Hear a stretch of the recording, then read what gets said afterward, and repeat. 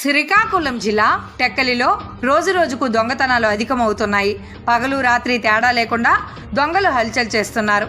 ఇటీవల రోటరీ నగర్లో ఓ ఇంట్లో దొంగలు చొరబడి నగదు, బంగారం, వెండి ఆభరణాలు చోరీ చేసిన విషయం తెలిసిందే.